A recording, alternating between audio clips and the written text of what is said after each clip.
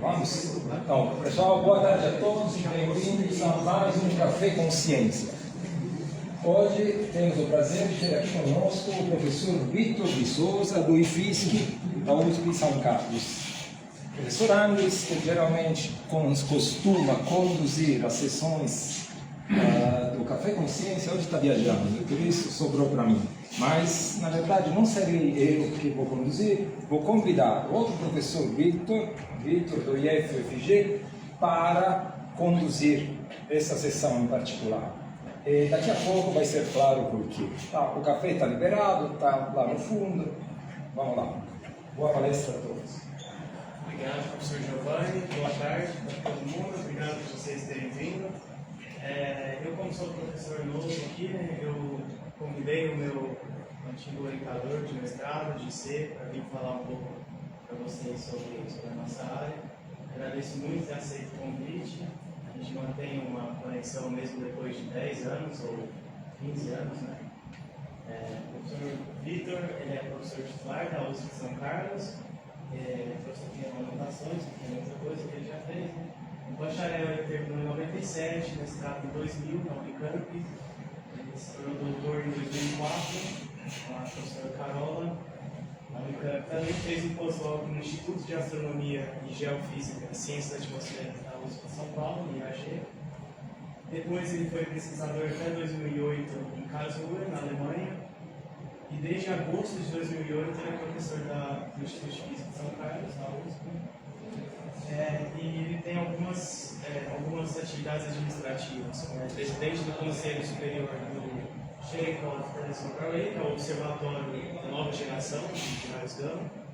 Ele é assessor da diretoria científica da FAPESP, representante da FAPESP nos conselhos do experimento do CERN e do GMTO, que é o telescópio de grande porte também. Além disso tudo, foi meu orientador, você mestrado, e a gente continua com essa colaboração. Muito obrigado por ter aceito o convite.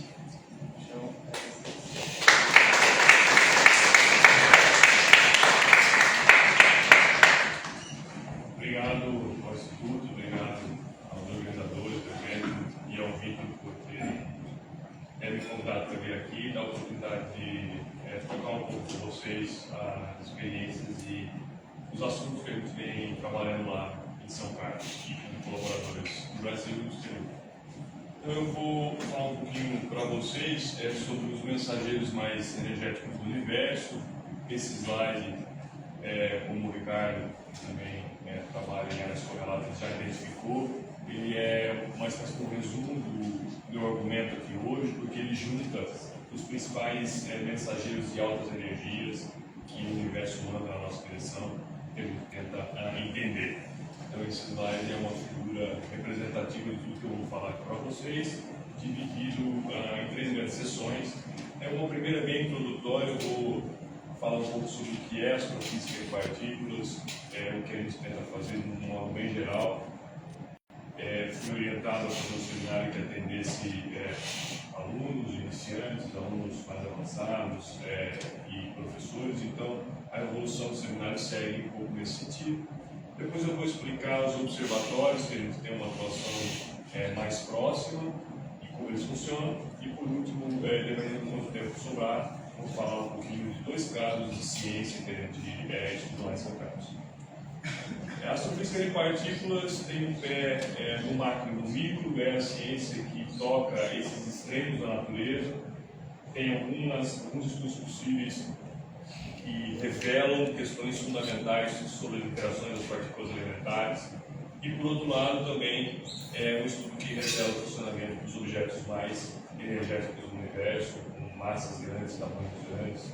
É a ciência que une esses 2 extremos. Ela começa aproximadamente em 1900, quando o eletromagnetismo, recém-apresentado como matéria completa, começa a ser usado para estudar o que, de maneira muito genérica, era chamado de radiação, utilizando instrumentos como tubos de raio-x e tubos de raios catódicos. Os primeiros detectores são criados, as câmeras em nuvem, os filmes que são sensíveis a essa radiação de mais alta energia, e os contadores Geiger que a gente vê até hoje em filmes de ficção científica.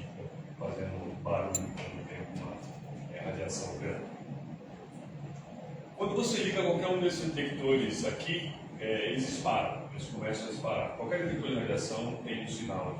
E a interpretação mais óbvia é que essa radiação ela é gerada com material radioativo que está no solo. Nosso planeta se desenvolveu, gerando diferentes minerais, diferentes rochas. Uma parte desse material eles são radioativos, então o detector estaria respondendo à emissão de algum desses materiais no solo. Se isso for verdade, você aumentar a altitude, botar o seu detector com uma altura cada vez maior, como você está se afastando da fonte do sinal, a intensidade tem que diminuir. E foi isso que o Victor Hess fez em balões em 1912, 1913. Ele colocou detectores de radiação e subiu a grandes altitudes. E esse é uma das figuras representativas dos dados que o Victor Hess conseguiu. Mostra uma unidade aqui ultrapassada uma intensidade de radiação em função da altitude, e ele mediu exatamente o contrário do que era esperado caso a fonte fosse o chão, fosse o solo.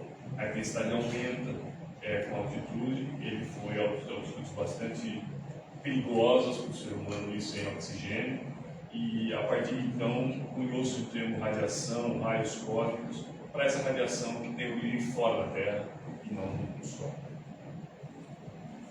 Ao mesmo tempo, a física moderna estava começando a se desenvolver. A energia é, com certeza, o conceito em torno do qual ele constrói todas as ciências naturais. É o conceito fundamental das ciências naturais. E essas equações que estão aqui são todas modernas, são equações da nossa compreensão atual do que é energia, na relatividade, na mecânica quântica e na termodinâmica. E eu usei essas equações para desenhar esses eixos que tem aqui então energia, frequência, temperatura, massa e comprimento de onda, que é o único que desce para baixo, porque é a relação entre energia e comprimento de onda está pelo universo. E eu escolhi os extremos desses eixos bastante generosos. Note que todos eles estão em escala logarítmica, e aqui na energia, por exemplo, começa no log 10 menos 40 e vai no log 10 mais 60. Eu fiz assim para que qualquer um na audiência, em qualquer lugar do mundo, conseguisse identificar, no eixo de sua preferência, qual é o seu objeto de estudo. O objeto de estudo de todos vocês aqui tem uma energia característica, uma massa característica, tem um comprimento de onda característico, uma temperatura a partir do qual o efeito acontece. Então, olhando aqui, você consegue selecionar desses eixos, qual for de sua preferência, qual que é o intervalo de energia ou outro que o fenômeno que você estuda acontece. E o universo é muito generoso. Ele manda para a gente sinal com um intervalo muito grande desses eixos que eu acabei de mostrar. Esse é um mapa do nosso universo em ondas de rádio. Aqui agora eu estou mostrando só os eixos de energia e comprimento de onda. Essa linha tracejada é aproximadamente o intervalo de energia e comprimento de onda que corresponde a esse mapa da ordem de menos 6, comprimento de onda da ordem do metro. Esses mapas são feitos com observatórios fixos na Terra ou telescópios, como esse aqui, que é o WMAP, cuja colaboração fez essa animação bastante didática, que mostra o satélite girando, e para cada giro que ele dá, ele está mostrando uma direção, um conjunto de direções do universo, uma faixa. Esse conjunto de direções forma uma espécie de um globo, que é o céu como um todo, o universo como um todo, que depois pode ser aberto e projetado no plano. É a mesma matemática através do qual você projeta o globo terrestre no mapa mundo. A gente sabe que a Terra é redonda, certo? Que ela não tem nenhuma outra forma, mas a representação mais óbvia que a gente vê dela é o plano. Ela é projetada do mesmo jeito que esse mapa usando uma matemática adequada, dependendo do que você quer fazer. Então, esses mapas que eu vou mostrar para vocês são todos feitos assim, seja porque eles estão instalados no satélite que está girando, ou porque estão colocados na Terra, no observatório, e a Terra também está girando. Então, ela faz esse mesmo papel do satélite girando. Para cada passada numa certa direção, você amostra uma região do céu, que em princípio pode ser representada numa bóveda celeste, e depois projetada num plano. Esse mapa, ele é muito diferente do anterior, de raio-x. De rádio. Se vocês olharem o de rádio, eu vou tentar voltar rapidinho, ou quando eu voltei aqui para frente, se você passar o filme, ele tem estruturas. ele tem uma estrutura muito clara aqui no centro, tem um brilho muito mais intenso aqui, tem um braço que sai dessa estrutura central, e esse aqui já não tem estrutura nenhuma. Esse aqui é um monte de pontinhos de diferentes cores. O vermelho e azul aqui está bastante ressaltado. A diferença entre vermelho e azul aqui é mínima, é minúscula, mas foi ressaltado para que a gente pudesse ver com nossos olhos. E é um mapa do universo em micro-ondas com qualquer energia correspondente.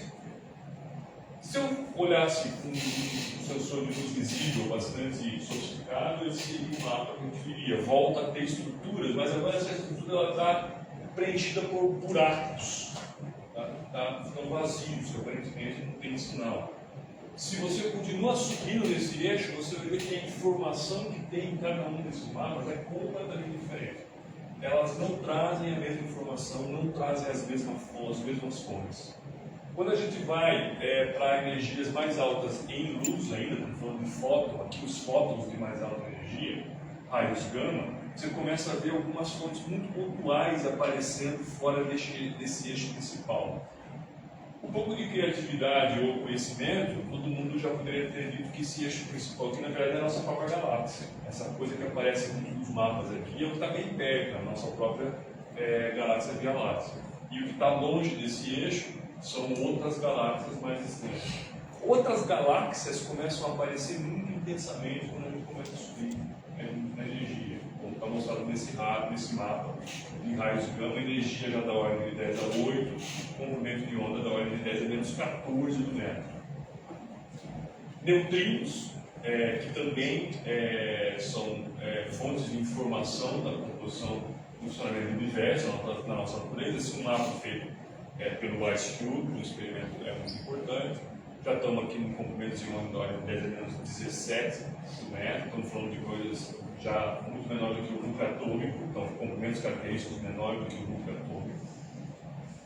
Voltamos aqui para raios cósmicos, e o nome raios cósmicos aqui significa partículas carregadas. O mapa volta a ficar sem uma estrutura, sem direções preferenciais, porque essas partículas agora têm carga e o universo é cheio de campo magnético que desvia a direção dela, embaralhando um pouco as fontes. Então você tem um mapa difuso, como esse aqui. E o mapa de mais alta energia que a gente conhece do universo, feito pelo Observatório de RG, com energias da ordem de 10 a 19 eletronvolts, comprimentos de onda da ordem de 10 a menos 25 metro característico. Se você lembra a transformação de energia entre eletronvolt e joule, que fundamentalmente é a carga elétrica, que está aqui embaixo, você percebe que energias maiores de 10 a 19 eletronvolts correspondem a energias da ordem de joule. Joule é energia de corpos macroscópicos. Joule é a energia que uma bola de futebol tem, a energia que o carro tem, a energia que você correndo na rua tem. Só que nesses corpos macroscópicos, essa energia está concentrada numa quantidade muito grande de entidades menores, da ordem do número de Avogadro, 10 a 23 constituintes, partes carregam essa energia, essa ordem de grandeza dos constituintes. Nesse caso aqui, nós estamos falando de um próton. A energia macroscópica está concentrada em uma única partícula que foi gerada em algum lugar do universo e chega aqui na Terra. Por um mecanismo que fundamentalmente a gente ainda não conhece. Esse mapa tem essa parte branca aqui, porque é uma região que o observatório é cego, né? Que alguém atrás dele não consegue ver. Os mecanismos que operam nessas energias bem altas, eles são muito diferentes dos mecanismos que a gente conhece na Terra. A gente, em geral, consegue explicar a radiação até um certo ponto com componentes térmicos, a temperatura que dita a emissão. Esses mecanismos de mais altas energias, eles são quase que um jogo de tênis, de campos magnéticos que se mexem, campos magnéticos que se mexem como campos elétricos, e eles refletem as partículas que têm carga, dando um pouquinho de energia para ela a cada etapa. Elas ficam milhões e milhões de anos nesses centros aceleradores ganhando energia, até que a energia que elas têm é maior do que a energia do campo. Quando a energia que elas têm é maior do que a energia do campo, o campo não aprisiona mais ela escapa da região aceleradora, e uma porcentagem muito pequena dela vem na direção da Terra, e a gente põe um detector aqui para detectar e fazer o caminho inverso. Quando elas chegam aqui, elas estão trazendo informação interna da fonte que gerou ela, do mecanismo que operou para dar essa energia e do caminho que ela carrega, que ela vem com a agressão de lá até aqui. E a nossa tarefa, então, é construir observatórios, como está esquematizado nesse slide. A partícula sai da fonte e a partir de agora eu começo a falar o nome de partícula para tudo, ou seja, raio gama, neutrino, núcleo de próton, núcleo de átomos, eu estou chamando de partícula, tá? Porque fundamentalmente a gente pode fazer isso. Então ela sai da fonte, ela atravessa o universo todo, percorrendo campos de radiação, campos magnéticos, chega na Terra. A hora que ela entra na atmosfera, ela encontra os átomos da atmosfera, interage e começa um efeito cascata, que a gente costuma chamar de chuveiro atmosférico, porque parece um chuveiro muito ruim, muito velho, que joga um jato para cada lado, assim, né? Aquele chuveiro que você toma banho direito, porque cada pingo está caindo num lugar diferente. Um pouco esse tipo de chuveiro, jogando um pouco de partícula para cada lado. Semelhante ao que acontece nos aceleradores de partículas. E aí a gente coloca detectores que fazem a detecção do sinal que essas partículas deixam. A nossa análise de dados, o que a gente tem que fazer é, a partir do sinal medido aqui, reconstruir qual é a partícula que chegou na Terra, a direção dela, a energia que ela tem, fazer o caminho inverso e tentar desvendar o que acontece na fonte. Esse seu objeto de pesquisa for astrofísica, é o caminho todo que você faz. Se o seu objeto de pesquisa usando essas partículas é mais a física de partículas do que a astrofísica, tem muita pergunta que você pode responder analisando esse fenômeno aqui já. Então você faz uma simulação até o meio do caminho e consegue dizer várias coisas a respeito das interações. Lembrando que essas energias, 10 a 20, 10 a 18 eletronvolts, elas são inacessíveis para os aceleradores que o humano sabe fabricar. E não é porque a gente não tem dinheiro, porque a gente não tem ciência, a gente não tem conhecimento suficiente para fazer um acelerador com essa energia. Não é que falta dinheiro para fabricar um. Mesmo que você tivesse dinheiro infinito, você não ia saber fazer um detector, fazer um instrumento que ia gerar, conduzir um próton a 10 a 20 eletronvolts. Então, são energias inacessíveis por aceleradores terrestres. São energias que são fenômenos que a gente só consegue acessar com aceleradores extraterrestres, então, fora da Terra. E, traduzindo aquele primeiro slide num outro diagrama, a gente consegue, então, uma classe grande de sinais de altas energias, que hoje são conhecidos como multimensageiros. Uma astrofísica de altas energias muito multimensageira, cujo argumento final dessa introdução, terminando aqui, é que você precisa de todos eles num espectro muito grande de energia para conseguir fazer um modelo satisfatório da natureza, do universo, das fontes astrofísicas. É impossível hoje você ser especialista, muito especialista, numa coisa só, ignorando os outros mensageiros, se você quiser fazer um modelo mais completo do objeto de estudo.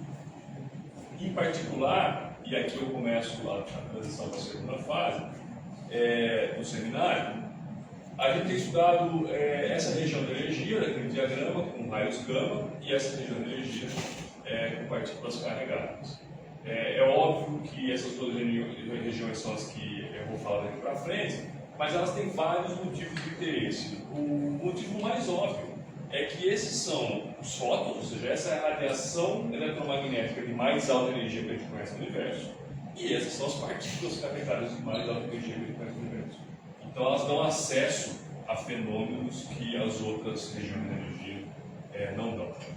Então, terminando de verdade a introdução, espero que ela tenha convencido vocês que estudar raios gama, raios cósmicos, essas astropartículas de altas energias, que são os mensageiros mais energéticos do universo, é uma maneira de nos aproximar desses fenômenos extremos da natureza e desvendar como eles funcionam. Esses mecanismos de aceleração de energia são muito provavelmente os mecanismos mais eficientes que existem no universo, para fazer uma coisa que é só semelhante ao que o capitalismo consegue fazer, que é roubar e mexer numa quantidade imensa de partículas em volta dela para colocar numa só. É muito parecido com o sistema capitalista de pegar todos os recursos em volta e concentrar numa só. As partículas elas estão longe do banho térmico, que seria a repartição de energia, por muitas e muitas ordens de grandeza. Elas vivem num ambiente macroscópico, gigante, e tem um mecanismo que consegue tirá-las do equilíbrio de energia por um fator 10 a 6, 10 a 7. Então é excepcional como esse mecanismo funciona. Mas agora eu vou falar um pouquinho então dos observatórios, e não mais da evolução.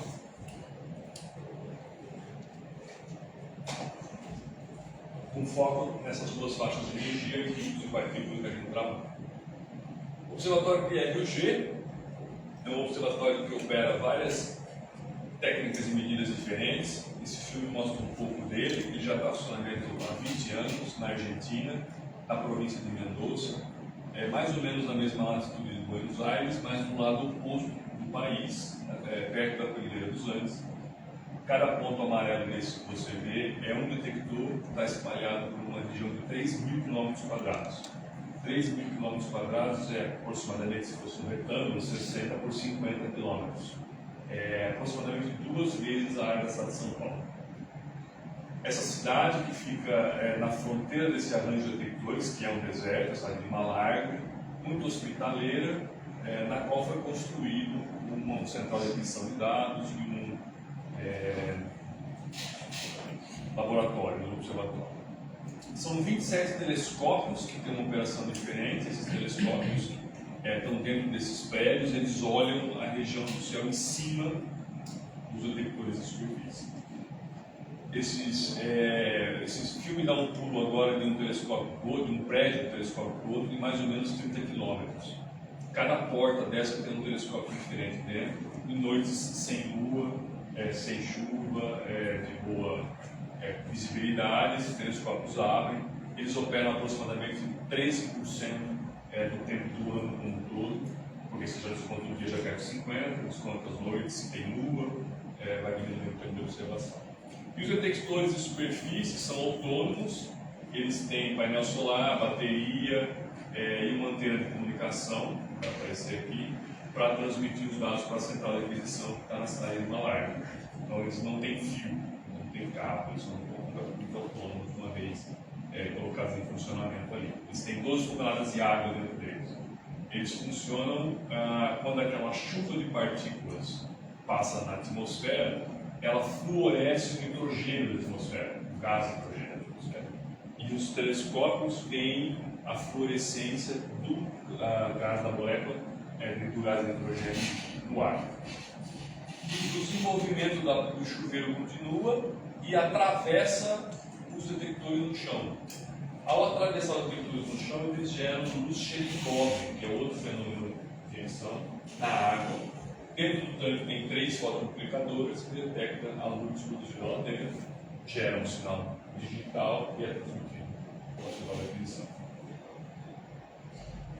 Fazer ciência em astrofísica de partículas quase sempre implica em participar da instrumentação. E isso é uma atitude que a comunidade brasileira tem desde o começo do nosso movimento, já hoje, perto de 3 décadas com essa área de pesquisa. Esse é um exemplo, que já tem quase 20 anos, da produção do anel corretor dos telescópios de fluorescência do observatório PRG. São 27 que estão em operação, eles foram todos projetados desde o cálculo da geometria que precisava, até o desenvolvimento de uma máquina. Essa foto aqui ainda é de um protótipo, depois é claro que isso foi limpo, foi feito uma zona limpa aquilo lá, para produzir o perfil da lente. Aqui vocês estão vendo o vidro, aqui tem uma cabeça diamantada, com um controle numérico, cuja inclinação da cabeça vai dando a forma necessária dessa lente, cujo objetivo é corrigir a ótica do telescópio para raios que passam muito longe do eixo óptico do telescópio, fazendo com que a área de coleção dobre sem que a qualidade óptica do telescópio diminua. Tudo isso foi feito em parceria com uma empresa, em São José do Sul, e esses anéis estão funcionando até hoje lá no observatório. O observatório PRG teve vários resultados importantes que eu não consegui falar sobre eles aqui. Um dos principais é esse mapa, cuja pintura foi feita para ressaltar o déficit na região azul e o superávit na região vermelha, né? O excesso na região vermelha. E esse mapa é muito importante porque essa estrelinha que está marcada aqui é o centro da nossa galáxia nessa representação. O que ele representa é que o excesso, a quantidade maior de eventos, vem da região oposta ao centro da galáxia, ou seja, vem fora da galáxia. E essa é uma questão muito importante, se a nossa galáxia tinha condição de acelerar essas partículas nessa energia ou não. E a resposta, que demorou quase 100 anos para ser alcançada, é que não, que as fontes galácticas não alcançam a energia mais alta que está vindo de fora da nossa galáxia. Então você precisa de máquinas extragalácticas. Existem muitas máquinas galácticas poderosas também, supernovas, por exemplo, pulsares, mas essas máquinas não têm condição de acelerar essas partículas. Você precisa de coisa mais hardcore para chegar na energia necessária. E o que é que são essas coisas? Essa é uma pergunta ainda muito velha. Uma das formas de você procurar o que são essas coisas que estão fazendo essa aceleração é você pegar catálogos de diferentes tipos de fontes que são conhecidas em outros comprimentos de onda e procurar o match. Então você usa uma estatística sofisticada, um pouco mais do que o Killer, para fazer esse match, né? Para procurar se a direção de chegada dos eventos de raios cósmicos tem alguma correlação com os eventos, com as direções de chegada das fontes que a gente conhece nesse catálogo. E depois de feito exaustivamente esse exercício de estatística sofisticada, não se encontrou nenhuma correlação. Então até hoje não tem uma correlação entre o tipo de fonte conhecida e a direção de chegada dos raios cósmicos, partículas carregadas de mais alta energia. Tem uma fonte que se destaca um pouquinho nesse estudo de correlação, que é uma fonte que chama Centaurus A. É uma radiogaláxia relativamente próxima da Terra. Ela está mostrada aqui em vários comprimentos de onda. Ela tem um jato imenso em rádio, né? Aparece em rádio aqui nesse mapa separado e composto aqui com os outros comprimentos de onda, de tamanho 9 graus. Se o seu olho pudesse ver em rádio, você veria Centaurus A 6 vezes maior que a Lua. Mas infelizmente a gente não consegue ver essa lindeza aqui que está o tempo todo no céu, uma roupa voando no céu, porque a gente não vê em rádio. Só que Centaurus A teve uma medida do Observatório de Raios Gama, do RES, que achou um sinal forte, denso, significativamente estatístico, bem no meio dele.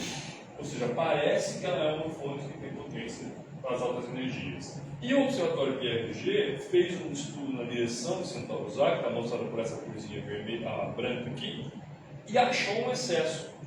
Esse excesso, ele ainda não é aquele tipo de excesso que faz eles abrir o champanhe. Ele é um excesso, foi detectado 215 eventos naquela região, enquanto que o esperado por uma distribuição isotrópica seria 154. Para quem já estudou um pouco de estatística, isso corresponde a um p-value de 10 a menos 5. Ou seja, parece que tem alguma coisa ali, mas não é hora de champanhe ainda.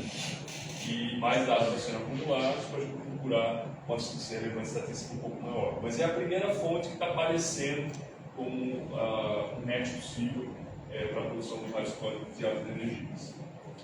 Passando para o outro experimento que a gente tem trabalhado, que vai medir raios gama de energias altas, é o observatório CTA. CTA, como o Vitor já falou, é uma sigla para Shanikoff Telescope Array, um arranjo de telescópios que medem o Shanikoff, basicamente.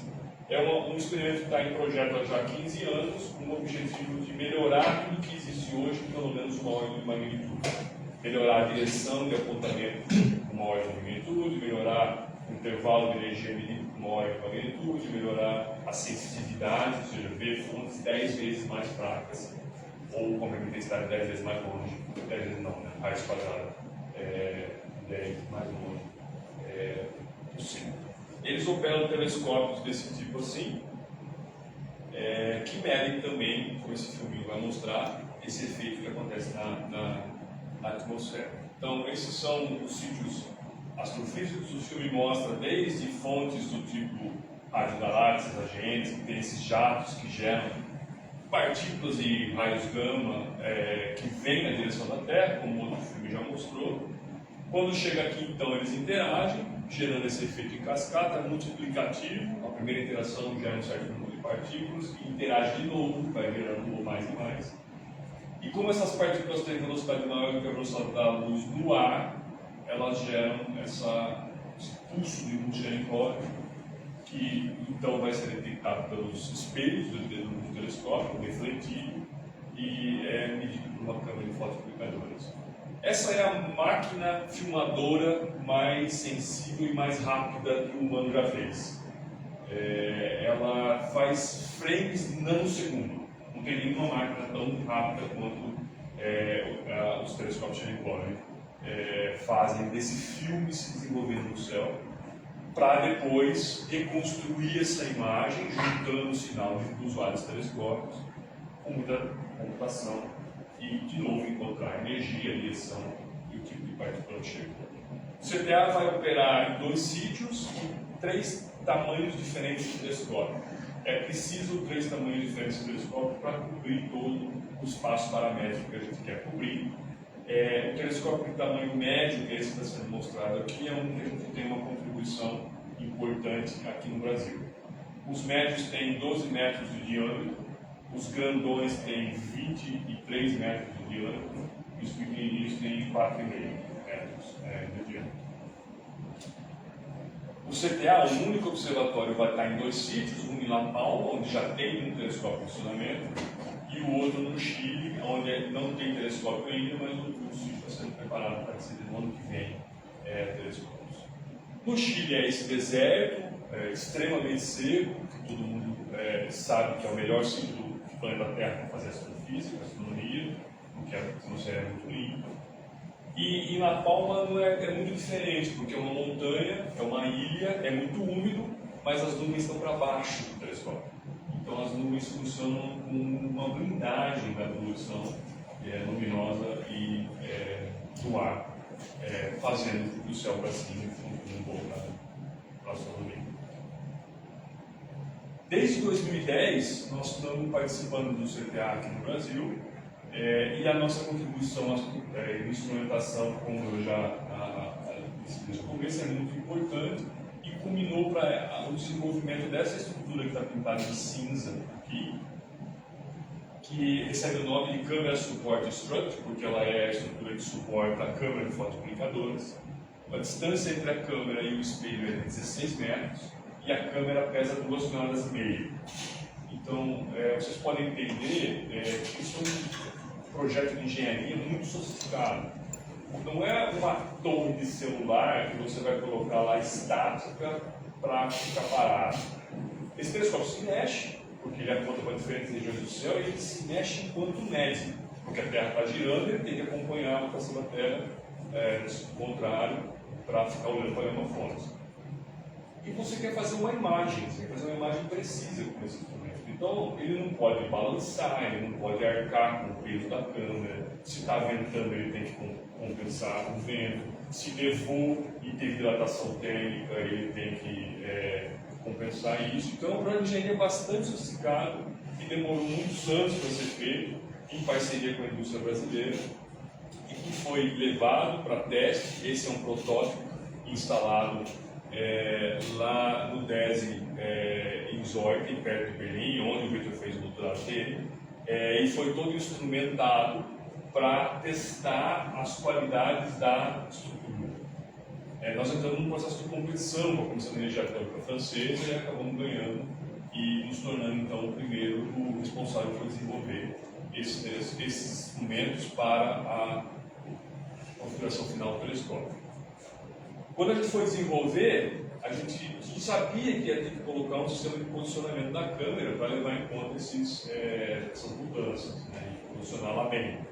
E a gente queria comprar isso e instalar, só que não achamos nenhum dispositivo para as condições que a gente precisava.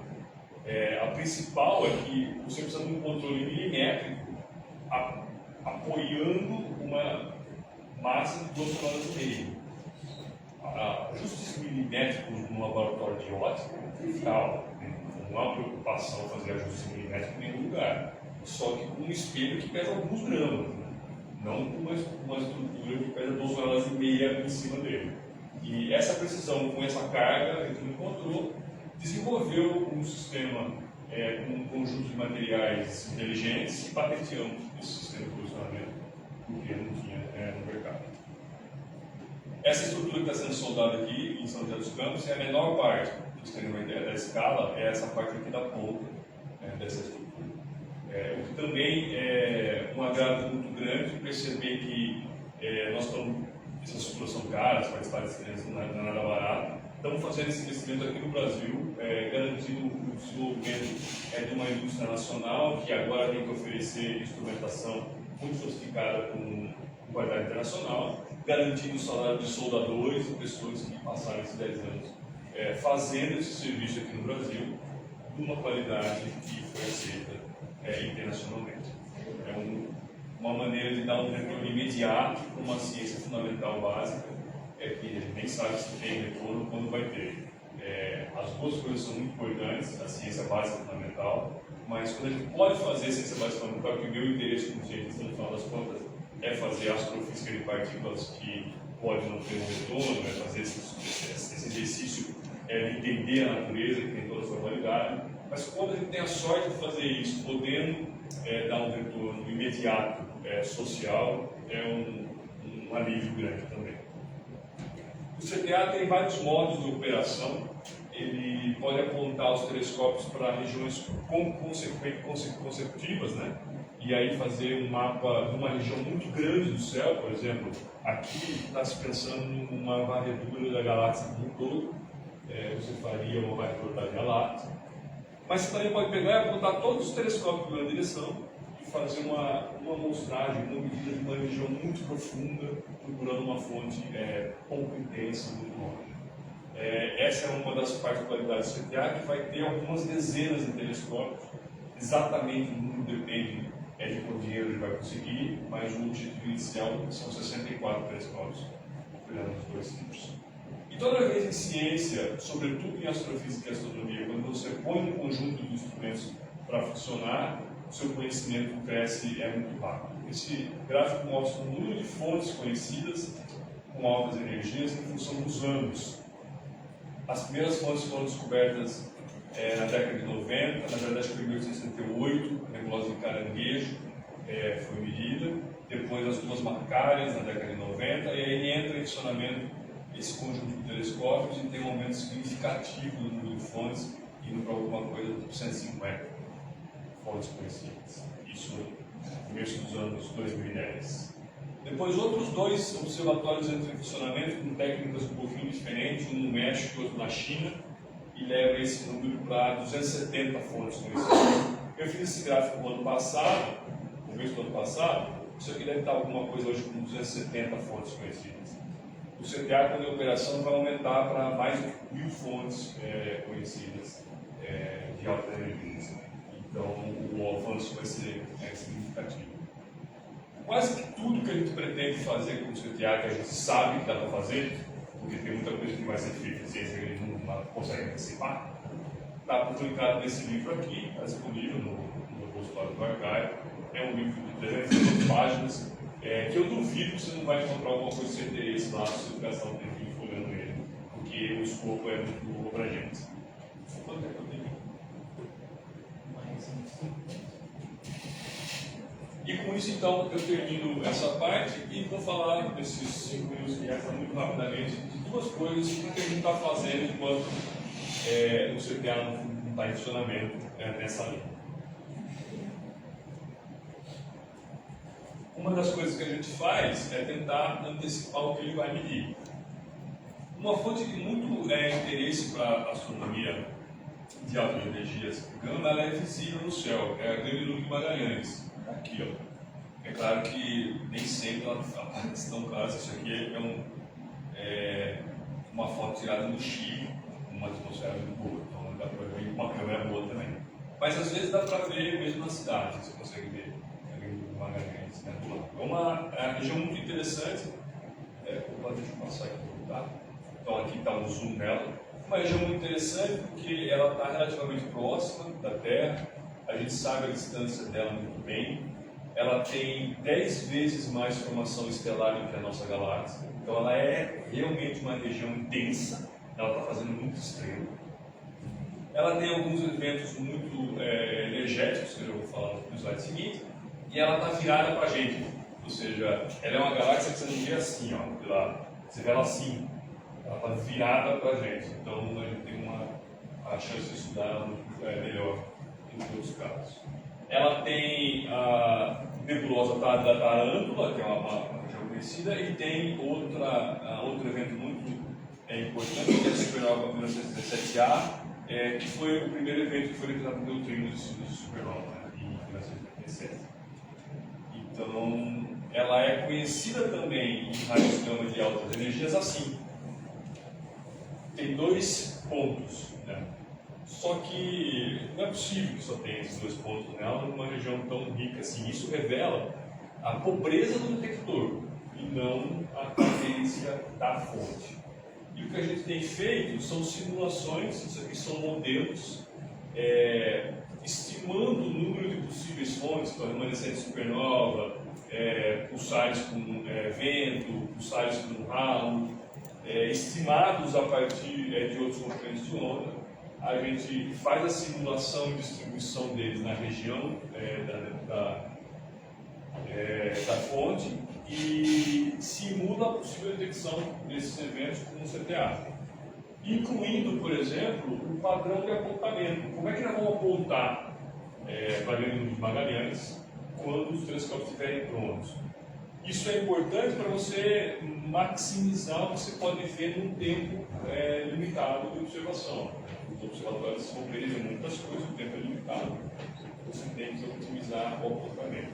E essa foi a primeira simulação de como nós vamos passar a ver Bermuda de Magalhães com o CTA. Então a gente iria para 2 pontos aqui, para uma região muito mais populada, com várias fontes, incluindo regiões difusas que aparentemente, de acordo com a nossa simulação, poderiam ter sinal. Então esse é um tipo de estudo que a gente faz no CTA. E um outro estudo, uma coisa bem de astrofísica, uma outra coisa mais difícil e fundamental, que a gente tem certificado também, é a possibilidade de testar a quebra de variância de Lorentz. Vocês, provavelmente aqui todos já ouviram falar das transformações de Lorentz, primeiramente propostas por Lorentz e Fitzgerald no espaço, depois o Lorentz percebeu que precisava do tempo, que são transformações diferentes das transformações de Galileu, que são incluídas na realidade restrita, para explicar os fenômenos de altas velocidades na natureza. Então, essas equações elas fazem parte dos postulados da realidade restrita, eles são pilares da física moderna. Existe a possibilidade de que essas equações sejam exatas e verdade para sempre, mas também, assim como houve uma transição de baixa energia e velocidade da mecânica newtoniana, as transformações de Galileu para a mecânica relativística, que exigiu as transformações de Lorentz, pode ser que, se a gente aumentar muito a velocidade, outro regime entre em operação. A gente consegue testar a relatividade? Consegue testar a transformação? Consegue. Aonde você consegue testar? No laboratório. Você consegue testar no laboratório num regime de energia muito diferente do regime de energia que você consegue testar com astropartículas. Porque elas são o verdadeiro teste. Porque elas estão numa energia na qual esses efeitos podem aparecer. Energias bem mais altas do que você consegue fazer no laboratório. Não só a energia delas é muito alta, como elas também são as partículas que viajam a uma maior distância no universo, interagindo no meio do caminho. Se cada interação dessa que elas fizerem no caminho houver uma discrepância mínima da transformada de Lorentz, da invariância de Lorentz, esse efeito pode se acumular e transformar num sinal aqui na Terra. Então a gente tem estudado bastante a possibilidade de testar a invariância de Lorentz com astrofísica de partículas, com essas partículas de altas energias. E a gente faz cálculos teóricos das mudanças das interações, por exemplo, como muda a seção de choque de uma interação se você permitir a quebra da invariância de Lorentz. Faz o cálculo, pega esse cálculo, coloca numa simulação e vê como é que o sinal muda aqui na Terra. Esse é um exemplo. Esse é o sinal, esse é um espectro de energia, então é fluxo versus energia. O emitido pela fonte, essa fonte é um blazar, está aqui o nome dele, a distância dele na Terra, a energia característica de corte. Então você põe esse espectro saindo da fonte, você faz a conta com a física normal e você tem um espectro aqui na Terra, que é esse tracejado aqui. Se a invariância de Lorentz for sempre válida, o que você ia observar na Terra é essa linha tracejada caindo para cá. Se você permitir a quebra da invariância de Lorentz, acontece um fenômeno muito único, que é uma retomada desse fluxo. O universo começa a ficar mais transparente se você permite a quebra da invariância de Lorentz. E aí esse sinal de retomada poderia ser visto por um observatório como o CTA, e não pode ser visto pelos experimentos que estão funcionando hoje. Então, uma parte da nossa proposta é que, com a sensitividade do CTA, esse tipo de fenômeno de retomada do fluxo, causado por uma eventual quebra de invariância de Lorentz, que não pode ser testado por experimentos na Terra, porque essa energia é inacessível para experimentos na Terra, passa a ser possível. Esse é um artigo feito no CTA, lá em São Carlos, estudando a possibilidade de detecção desse tipo de fenômeno. Então, terminando, eu queria que a mensagem final do seminário fosse algo, como está escrito aqui, estudar astrofísica de partículas, o mundo mensageiro de altas energias. Ela é interessante porque investiga os fenômenos mais energéticos do universo. Ela destaca a física das 4 forças fundamentais, no sentido de que é impossível entender essas partículas que são geradas em ambientes de alta gravidade através de fenômenos de física fundamental de mecânica quântica, ou seja, a gravidade e a mecânica quântica acabam sendo misturadas nos processos de geração e aceleração dessas partículas. Talvez sejam as fontes para testar essa junção mais importante. Ela busca por componentes escuros do universo. Eu falei pouco sobre isso, mas matéria escura e energia escura pode ser estudado com astropartículas de altas energias, e testa os conhecimentos, os limites do conhecimento atual em astrofísica, em física da natureza, como eu tentei ilustrar, por exemplo, a invariância de Lorentz, que é um dos pilares da física moderna.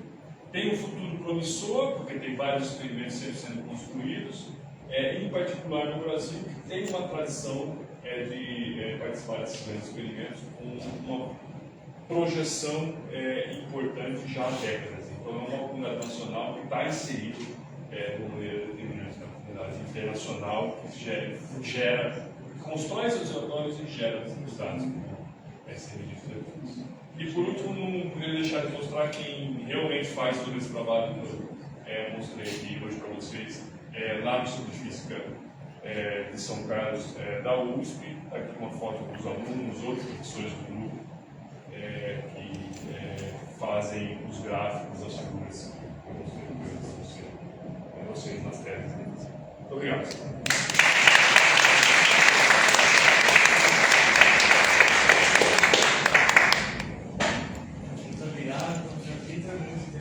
Mais uma palestra sobre raios cósmicos, de uma maneira mais abrangente, mais física, né? Muito importante da área. A gente vai abrir para perguntas agora. Aposto que vocês têm muitas perguntas. Obrigado pela palestra. Bom, tem várias perguntas, mas vou começar com depois que já tem problema. A minha primeira dúvida é sobre o senhor disse sobre detecção de correlação entre a fonte emissora e a direção. Se essas partículas são carregadas e elas vieram uma distância muito grande, interagindo com um monte de coisa no caminho, essas interações não deveriam lavar essas correlações? Por que não lavam?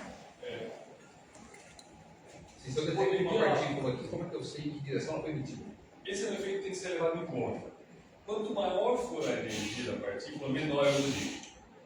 Então, esse é um primeiro seletor que você pode usar para tentar minimizar o efeito do desvio. Ele nunca é zero, né? Ele é um desvio. Mas se você faz isso por uma certa distância, você pode calcular qual é o desvio. O conhecimento do campo magnético ele é razoavelmente bom na galáxia e a gente tem alguma ideia dele fora da galáxia. Então você consegue fazer a simulação inversa da trajetória da partícula no campo magnético. É claro que tem precisão nisso, tem certeza quando você faz isso, mas quando a gente busca por essas correlações, a simulação inversa é levada em conta. Então a gente tem uma espécie de um espelho magnético que deforma a imagem que é vista aqui na Terra do céu, para tentar minimizar o efeito que você disse, que é importante, precisa ser levado em conta. Então o que salva aí é energia muito alta, né? O que ajuda muito é que a energia é muito alta. Quanto mais baixa a energia, mais difícil você tem que fazer isso que eu estou falando para você. Assim, é mais difícil mudar, é mais fácil mudar o momento. Exatamente.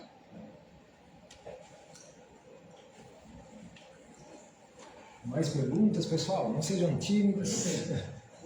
Tá. Ô, Vitor, eu sei que você diretamente teve envolvimento na interação com a indústria e hoje, ou seja, isso mais de 20 anos, né? O que mudou? Qual é a sua avaliação desses 20 anos? Você consegue ver alguma diferença? E o papel que a FAPESP tem nesses dois exemplos, do OG e do CTA, e em outros que você também tem conhecimento, está envolvido pela FAPESP?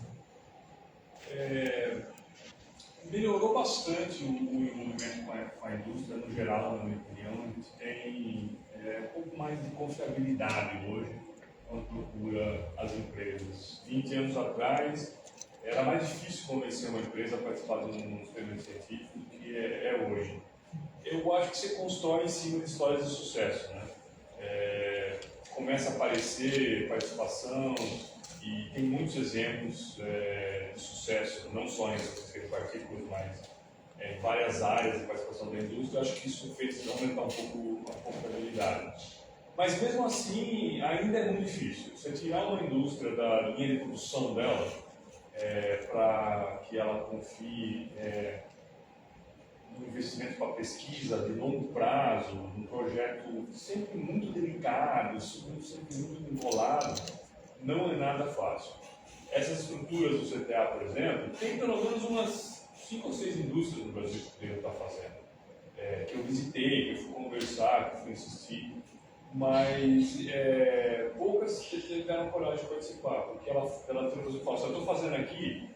Eu lembro de uma vez que eu visitei, tem uma estrutura montada para fabricar aquelas anteninhas que a gente antigamente usava para televisão, que é muita antena da Sky, não sei o que para fazer. Então, eu estou fazendo milhões de antenas dessas por mês aqui, com uma prensa e saindo como água. Por que eu vou parar essa produção, essa indústria, para me enfiar num negócio desse, para fazer. Então, é difícil você convencer a indústria a fazer. E aí, o papel da FAPESP é muito importante e decisivo, porque, diferentemente, pelo menos do meu conhecimento das outras agências de fomento, a FAPESP é a única agência de fomento no Brasil que tem um orçamento garantido pela Constituição do Estado.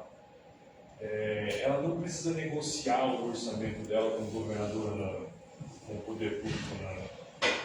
O governador, inevitavelmente, tem que repassar 1% do imposto pago no Estado de São Paulo para a FAPESP aprovar os projetos que ela tem. Isso permite que a FAPESP faça planejamento de longo prazo, permite que a FAPESP possa investir em projetos que têm uma longa duração e continuar fazendo esse investimento caso o projeto tiver sucesso, o que dá esse respaldo, tanto para o pesquisador quanto para a indústria.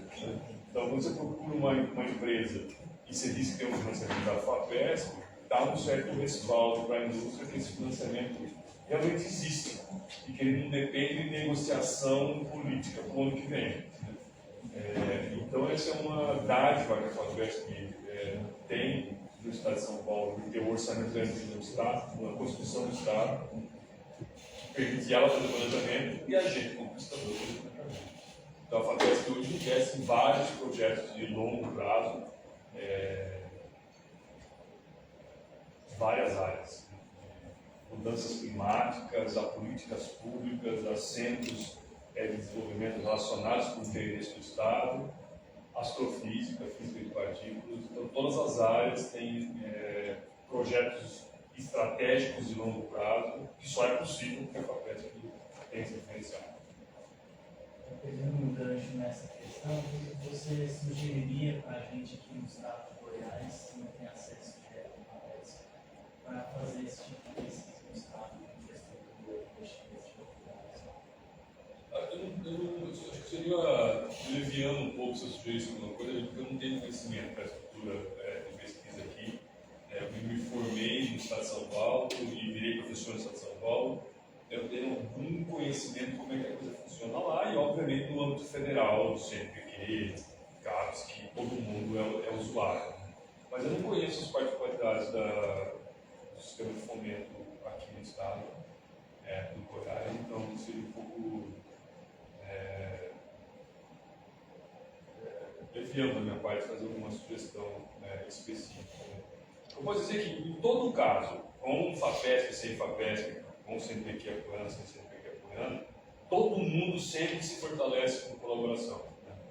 Então, a gente colaborar com outros estados, colaborar com o exterior, é fundamental para qualquer um, em qualquer lugar, se manter no topo. E para um projeto nacional de uma área de pesquisa, como a astrofísica de partículas e altas energias, tá?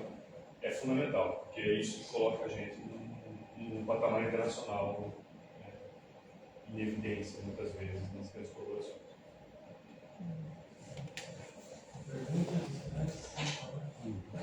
Sobre aquela parte que você mostrou sobre variância de ordens, aquele modelo, né, você disse que teria, se houver quebra de invariância de ordens, né, vai ter aquela volta ali que seria detectada. Esse modelo, ele propõe alguma correção específica ou ele só supõe que a invariância de ordens não é exata? Ele fala, pode comentar sobre isso? Posso comentar. Então, aqui, nessa conta, tem só uma interação que está mudada, que é a produção de pares. O fóton produzido na fonte de altíssima energia, ele encontra fótons difusos no universo, interage com esses fótons de baixa energia e gera um par. Esse par rouba um pouco da energia do fóton primário, certo? Leva um pouco da energia dele embora. Nós mudamos o nível caminho médio da produção de pares clássica da eletrodinâmica quântica, permitindo a quebra de invariância menores. Dentro do modelo fenomenológico, você lembra da equação que você lá no começo da relatividade que relaciona energia, momento e massa? Se você tirar momento, é o E igual a MC quadrado, se você põe momento, fica momento.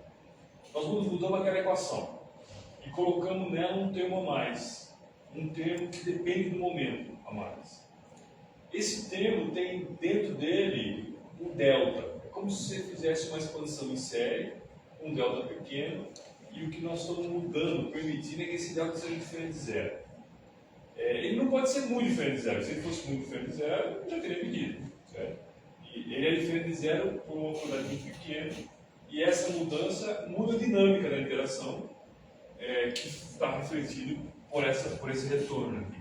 Então, basicamente, a energia que faz esse retorno é o delta como um fator de escala da energia. Essa é a energia a partir da qual o terceiro termo daquela equação passa a ser relevante a partir dos dois primeiros, comparado com os dois primeiros. Eu tinha uma pergunta que ela fez assim, do Felipe, só para eu um pouquinho mais ainda. As transformações de Lorentz, grupos de ação entre eles, grupo de Lorentz, ela vem do fato de que o espaço-tempo é homogêneo, o espaço isotrópico e os postulados da relatividade especial, os dois postulados da relatividade especial. Essa quebra que o senhor está falando, ela muda o quê? Ela muda alguma dessas hipóteses?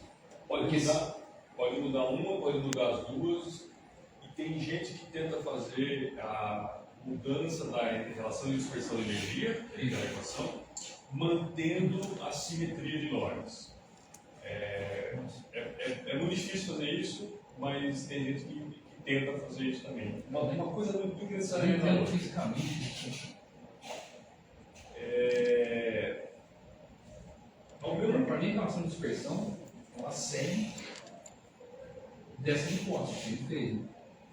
Tem os dois postulados da relatividade especial e a homogeneidade do espaço-tempo e os outros do espaço. Por isso eu derivo a relação de dispersão. Perfeito.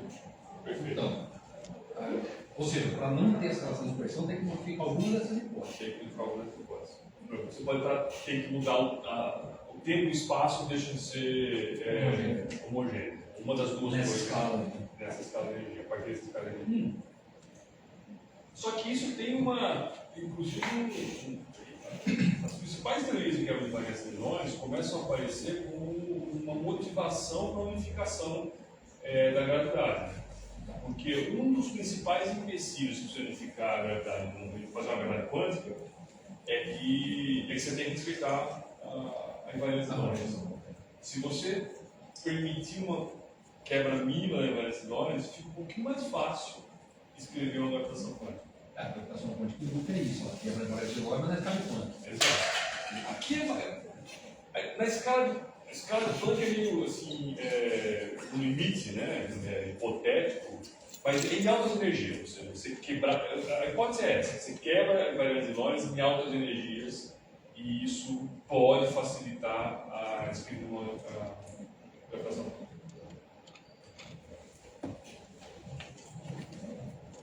Mais perguntas? Perguntas de alunos, pessoal. Professor, você disse que na nossa galáxia não tem nada que cria esse tipo de partícula geralmente energética, né? Que a gente não... Essas de mais altas energias carregadas, 10 a 18, 10 a 19, 10 a 20, não é. Você acha que isso é porque os nossos detectores não conseguem ou realmente eles são muito mais raros do que...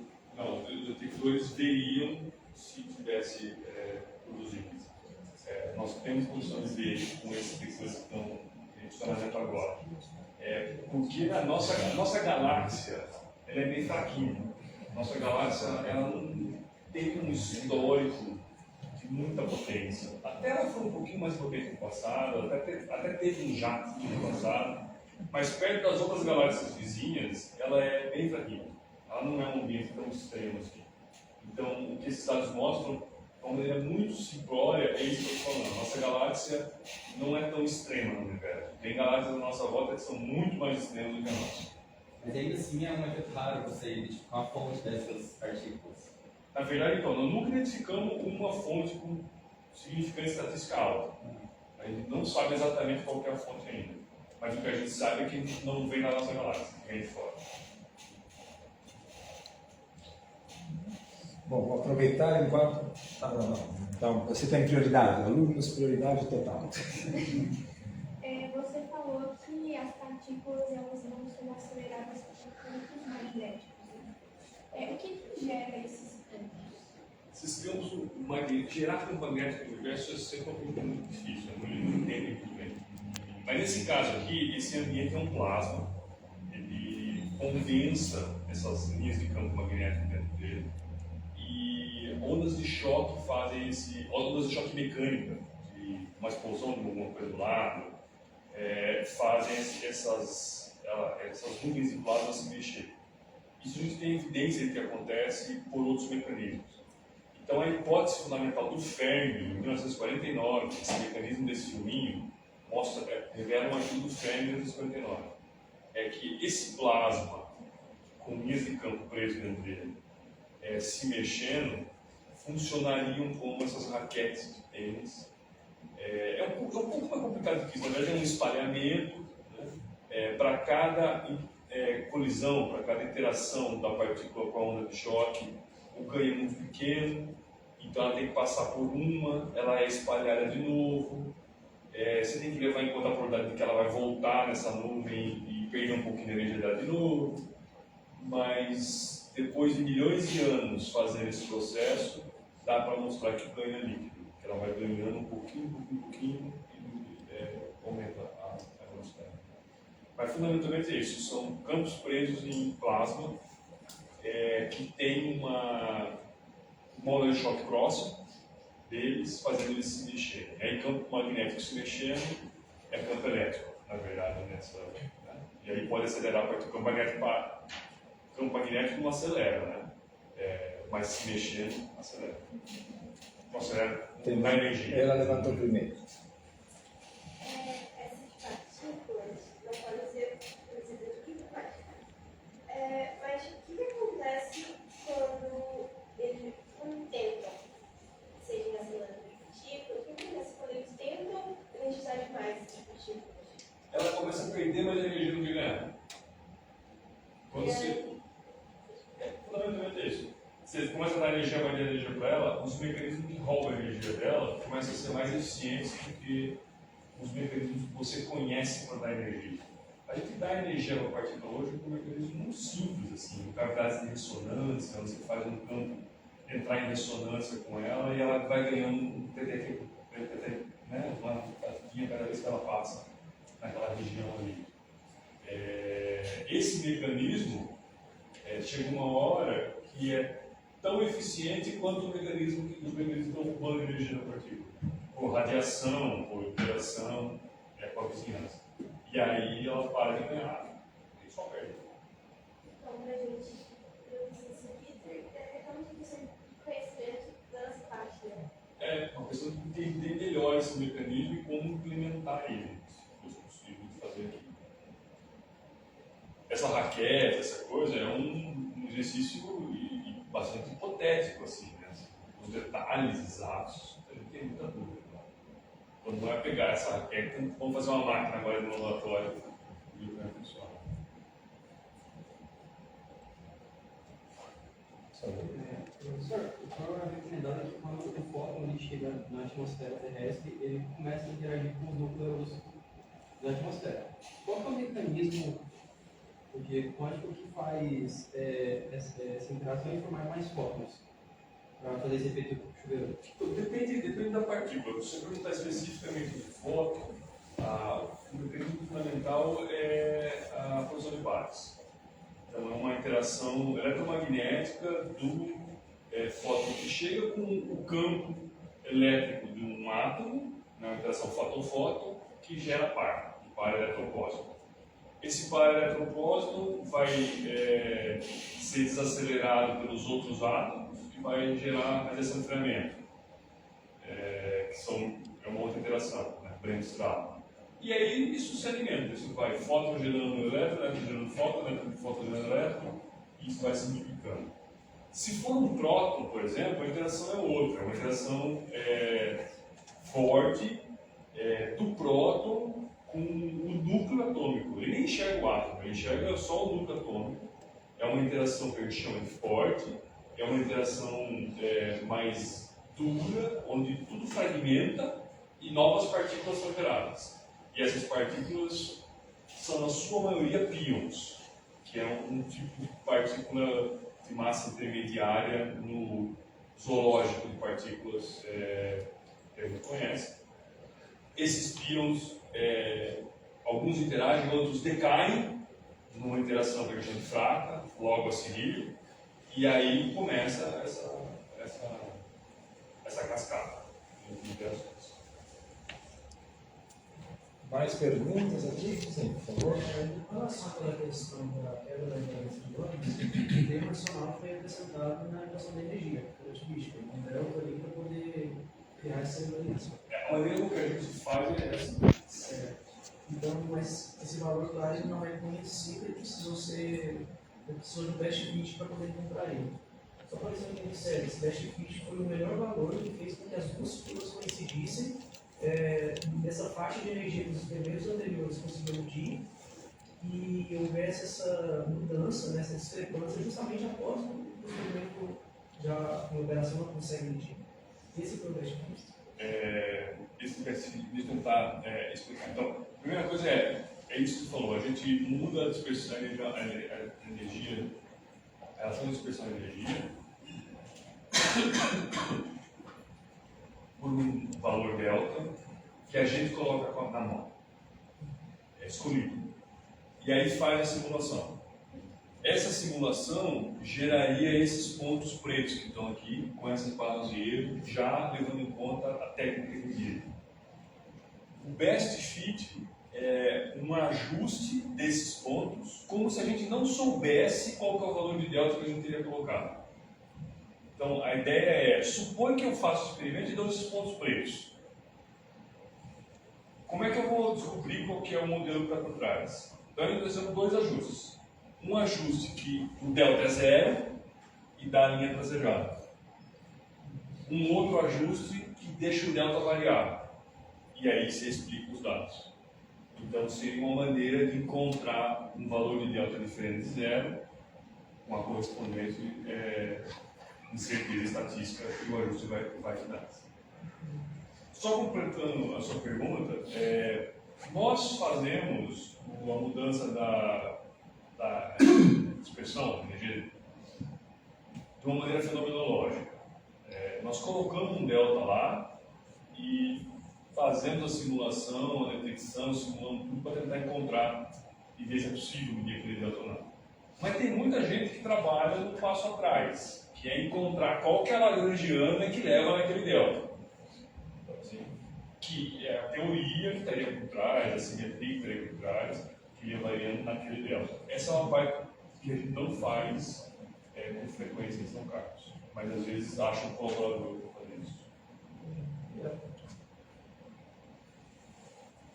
Mais pergunta, pessoal? Só deixa eu fazer o seguinte. Duas ideias. Café Consciência costuma terminar às 14 horas, porque tem aulas, outras atividades que normalmente costumam começar às 14 horas. Hoje não tem aulas, mas tem o Compex. A partir das 14 horas tem a apresentação de trabalho. Então, talvez tenha aqui alguém que deva apresentar trabalho, alguém que queira prestigiar o colega. Então, vamos fazer o seguinte. Vamos agradecer mais uma vez ao professor pela excelente palestra.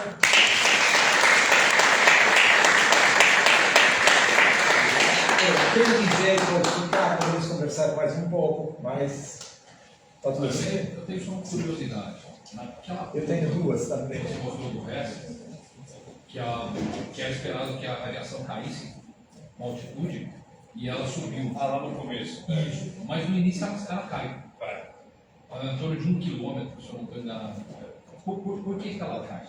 Porque você tem que... Aquela interpretação que eu vendo lá no começo, ela é um pouco simplista. Deixa eu ver se eu consigo voltar mais rápido aqui. Porque você tem que interpretar essa medida como sendo uma aproximação da fonte, né, que na verdade está chegando mais fora da Terra, está saindo da Terra, né, está saindo... Mas na verdade, atmosfera? Isso, está saindo da atmosfera. Mas na verdade você tem que convoluir isso com o fato de que esse chuveiro está se desenvolvendo na atmosfera. O que você está medindo, na verdade, não é a partícula que vem de fora da Terra. O que o resto estava medindo era essas partículas que são produzidas na atmosfera. E essa produção de partículas na atmosfera, ela também tem um máximo. Esse efeito em cascata, ele vai aumentando o número de partículas e diminuindo a energia de cada partícula. Vai distribuindo. Chega uma hora que a energia por partícula é tão baixa que elas começam a ser absorvidas. Elas começam a ser aprisionadas pelas moléculas, pelos átomos. O que explica na baixa atmosfera que a densidade maior. Então você tem que juntar as duas coisas para entender. Quando eu explico ele, logo no começo, eu falo meio simplista para falar. Que foi um argumento, na verdade, que o mestre deu no artigo dele e que ele ganhou pelo Nobel, mas que é incompleto. Não, vai. Uma pergunta com relação aos métodos estatísticos, né? Você fez menção a essa relação dos centavos com a posição dos raios cósmicos no alta região. O pessoal de raios cósmicos está esperando 5 sigmas de diferença, né? Enquanto isso, os experimentos de neutrinos estão aceitando já 3 sigmas de significância para associar neutrinos com fôtons.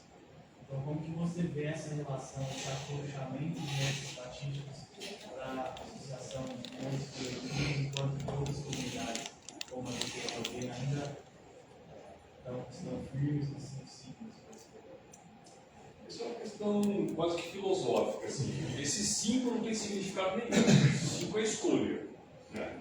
estatística tem muito de escolha. 3, 5, 4.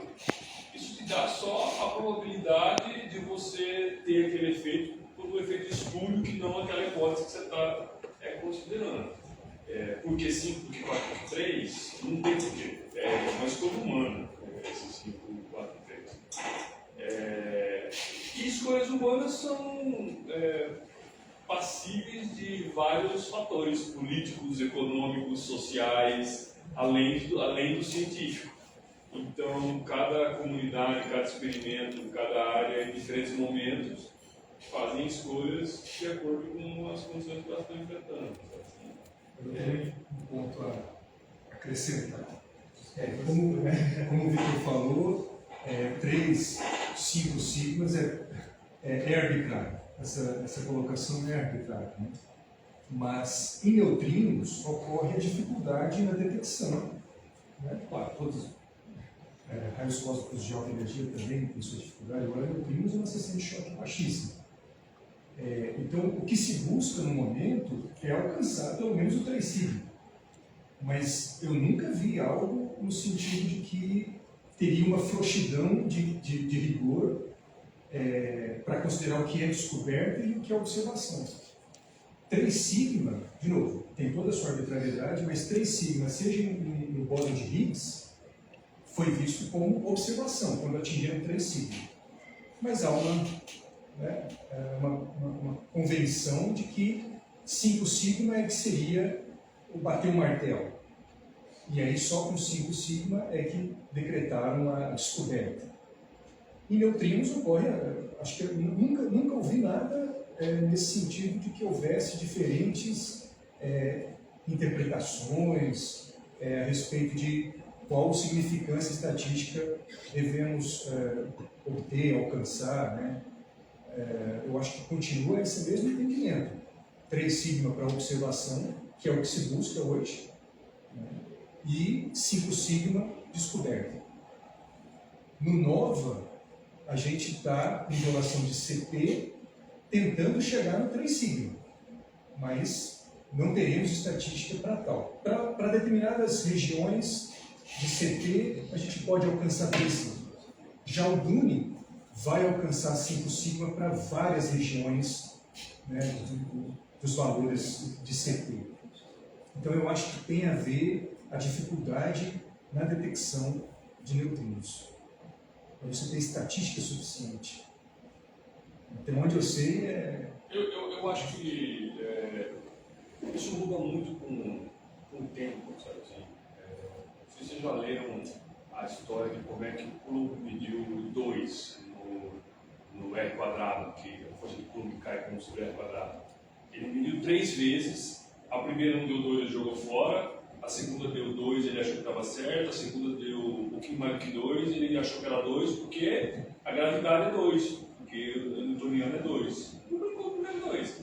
E o pior é que ele acertou exatamente. Entendeu? Hoje a gente sabe que é 2 até a 20ª casa decimal, com 0. Não tem diferença até a 20ª casa decimal. Hoje isso seria ridículo, alguém publicar um negócio desse tipo. Assim, então, a gente não pode perder a noção de que a ciência é um efeito humano. É um feito humano. É uma coisa que tem, evolui no tempo, que tem interpretações que vão ser mudadas. E acho que esse é o caso. Acho que o argumento do Ricardo é totalmente válido. A única coisa que para mim não é válida é, primeiro, fazer a conta errada. Se você faz a conta das suas críticas estatísticas sem levar suas incertezas sistemáticas, suas incertezas estatísticas, sem conhecer o detector em público, isso não é válido.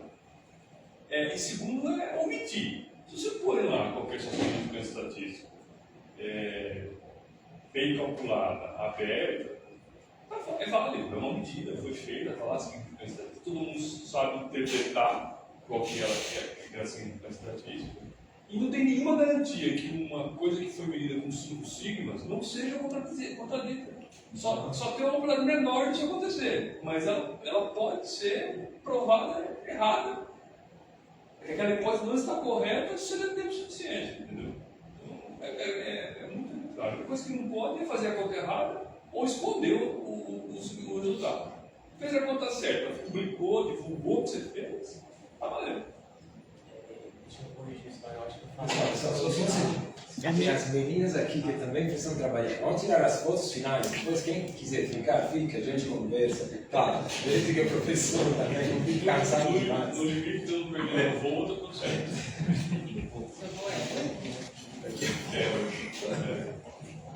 Tá, vamos tirar as fotos.